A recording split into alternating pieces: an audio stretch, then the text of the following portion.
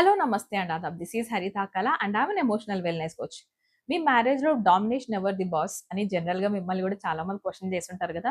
తెలుసో తెలియకనో మీ ఫ్రెండ్సో, రిలేటివ్సో లేకపోతే మీ పేరెంట్సో మనకి ఈ థాటే ఉండకపోవచ్చు మ్యారేజ్ టైమ్‌లో. కానీ వాళ్ళన్న ఒక వర్డ్ వల్ల, ఒక సెంటెన్స్ వల్ల మన బ్రెయిన్ ఏం చేస్తుందంటే, నిజంగానే నా వైఫ్‌దా డామినేషన్, నాదా డామినేషన్ లేదా నిజంగా మా ఆయనదా డామినేషన్, నాదా డామినేషన్ అన్న థాట్ నుంచి మనం ఎలా సైకలాజికల్‌గా వెళ్తామో తెలుసా అండి ప్యాటర్న్స్‌లో? ఒక చిన్న ఎక్స్‌పెరిమెంట్ గురించి జెప్తాను సైకలాజికల్‌గా. తర్వాత మీరే ఆలోచించుకోండి. మీ మ్యారేజ్‌లో ఇలాంటి మీ పాయిజన్ ఏసిన వాళ్ళు ఎవరు అని. యాక్చువల్‌గా కొన్ని సంవత్సరాల క్రితం స్టాన్‌ఫోర్డ్ ప్రిజన్ ఎక్స్‌పెరిమెంట్ అని ఒకటి ఎక్స్‌పెరిమెంట్ చేశారు.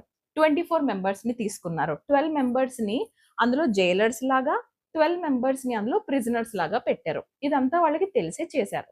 బట్ స్టిల్ వాళ్ళు ఎన్వైర్న్‌మెంట్ ఎలా క్రియేట్ చేశారంటే ఫేక్‌గా, రియల్‌గా జైల్ ఉన్నట్టుగా వాళ్ళకి క్రియేట్ చేసి అందులో వీళ్ళని వదలడం జరిగింది.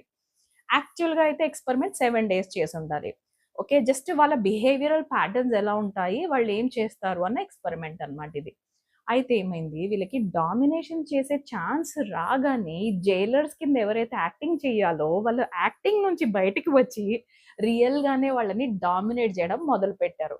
ప్రిజనర్స్ కూడా ఎవరైతే నేను ఓన్లీ యాక్టింగ్ చేయాలి అని అనుకున్నారో, వాళ్ళు కూడా వాళ్ళ ప్యాటర్న్స్ అన్నీ కూడా డామినేషన్ చేస్తే ఎంత లో కాన్ఫిడెంట్‌గా అయిపోతారో అలా మారిపోవడం స్టార్ట్ చేశారు.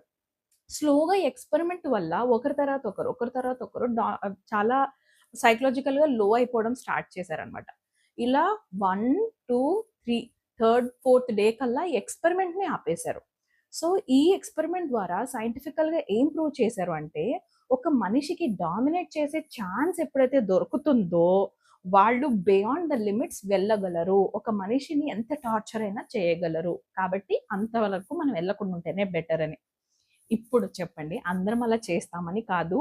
బట్ ఎప్పుడైతే ఇలా థర్డ్ పార్టీ వచ్చి మన బ్రెయిన్‌లో అనవసరమైన పాయిజన్ వేస్తారో, చూసుకో నీ మ్యారేజ్‌లో నీ డామినేషన్ ఉంటే బావుంటుంది లాంటి డైలాగ్స్ వల్ల మన రిలేషన్‌షిప్‌లో ఉన్న హ్యాపీనెస్, పీస్, లవ్ మనమే కోల్పోతాం. మోస్ట్ ఇంపార్టెంట్‌లీ రెస్పెక్ట్ కోల్పోతాం.